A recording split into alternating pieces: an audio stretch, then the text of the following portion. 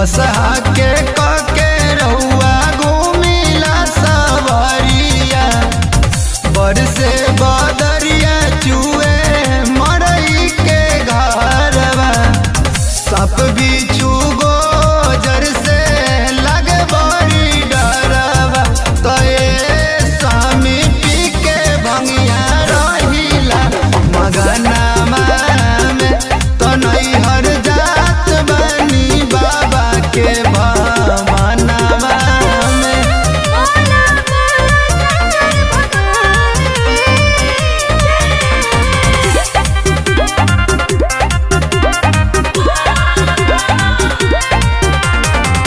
देवो के देव महादेवे कहाली एक बारी कृपा हम पे करी भोले दानी।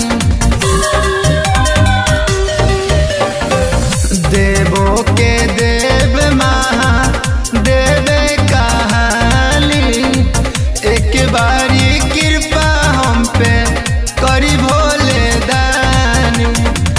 विकास के तूल राजपा फेर दिन जरवा कब तले रहब हमहू पर्वत पारवा तये स्वामी पुराई दीनायस जवन मानवा में तये स्वामी हम न रहब राउरी अंगनामा में।